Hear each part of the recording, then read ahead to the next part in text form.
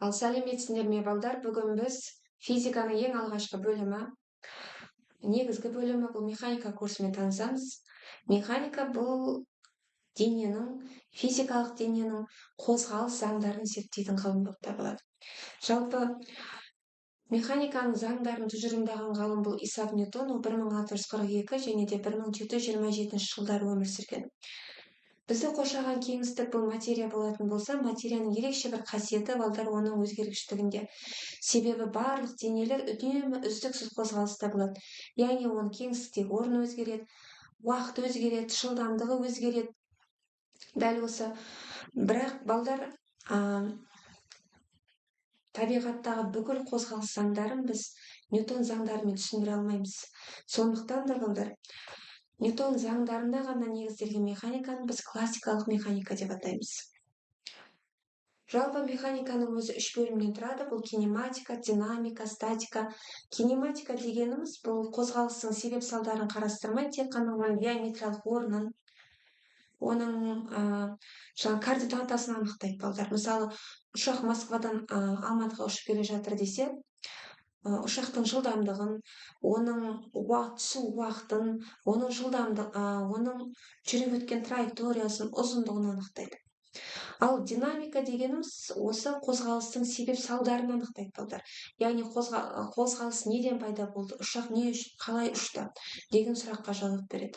Ал үчүнчү статика бул денелердин тепе-теңдигин зерттейтин кылым, яғни бир нече күч асир эткен жагдайда да дененин тепе-теңдигин калай сактап калууга болот, сону зерттейтин кылым балдар бул статика бөлүмү болуп табылат. Жалпы козголустун ичиндеги эң карапайым козголус бул механикалык козголус балдар. Механикалык козголус дегенimiz бул убакыт өтүүнө карай дененин кеңистиктеги орнунун өзгөрүүү.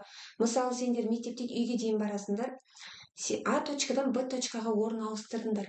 Сендер механикалык козголус жасадыңдар. Карапайым гана дененин кеңистиктеги орнунун өзгөрүүү балдар. Автомобилдердин өз козголусу, мына учактын козголусу, осулардын баардыгы балдар бул эскалатордун козголусу, осулардын баардыгы балдар бул механикалык козголуска жатат. Енді осы козголустагы жаңа бир физикалык угуммен таанышар болсак, бул материалдык нүкте болуп табылат. Материалдык нүкте дегенimiz карастырылып отурган жагдайда дененин өлчөмдөрүн эскермөөгө болатын, бирок белгилүү бир массасы бар денени айтабыз. Бирок материалдык нүкте болуу үчүн массасы болса да, онун көлөмүн, өлчөмүн эскермейбиз балдар. Физикада ондай да жагдай болот. Эгер дененин өлчөмү козголуш жолу менен салыштырганда өтө кичкентай болотун болсо, онда биз аны материалдык нүкте ретинде ала алабыз. Мисалы, машина Алматыдан Астанага жүрүп бара жатат. Бул жерде машинанын өлчөмү менен эки каланын арасындагы ара кашыктыктын өлчөмүн салыштырууга келмейт. Бул жерде машина тек гана нүкте болуптур, сондуктан да машинаны биз материалдык нүкте ретинде ала алабыз. Экинчи жагдайда учак каладан калага учуп келет. Бул жерде де учакты материалдык нүкте ретинде ала аламыз балдар. Үчүнчү, жердин күндө айналып козголуу. Күндүн ара кашыктыгы менен жердин өлчөмүн салыштырууга келмейди, сондуктан да балдар бул жерде де жерди материалдык нүкте деп ала аламыз. Балдар, материалдык нүкте болуу үчүн дене бул жерде пишим маңызды эмес, көлөм маңызды эмес, ол тек гана козголусы маңызды. Яғни міндетті түрдө дене козголуста болуу кажет. Себеби онун жүрүп бара жаткан ара кашыктыгы менен салыштырганда онун өлчөмү эскермөөгө болатындай болуу керек балдар. Мисалы, эгер дененин өлчөмү маңызды болса, онда ол материалдык нүкте боло албайт балдар. Мисалы, учак аэропортто тур десек, аэропорттун өлчөмү менен учактын өлчөмүн салыштырууга келет.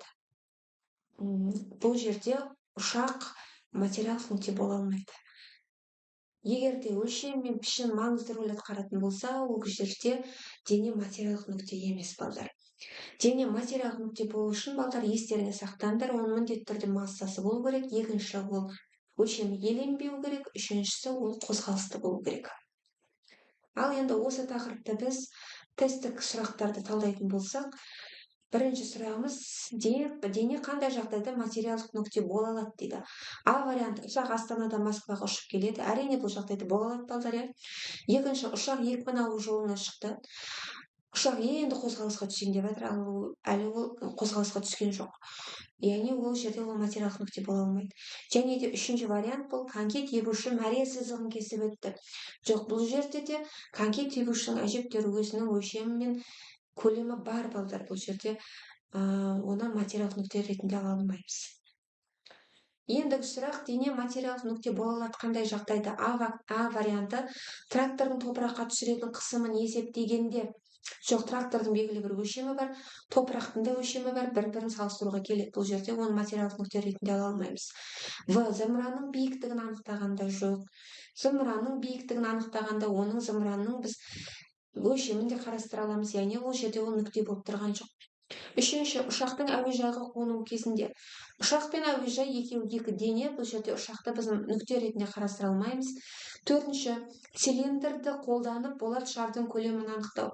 Болат шардың да көлемі бар, бұл жерде цилиндрдің де көлемі бар, бұл жерде ешқайсысын нүкте ретінде қарастыруға болмайды. Тек қана болат шар цилиндрге қарағанда бірнеше есе кішкентай деуге болады, болды. Е варианты, жердегі басқару орталығынан ғарыш кемесінің бақылағанда. Вот осы материалдық нүкте бола алады балдар. Кейінгі сабақтарды өткізе алма. Ендігі сабақ жол және орын ауыстыру, түзу сызықта және шеңбер бойымен қозғалған кезде дененің жолын және орын ауыстыруын табу кезіндегі күрделі және жай есептерді шығарамыз балдар. Бізбен болыңыздар. Сау болыңыздар.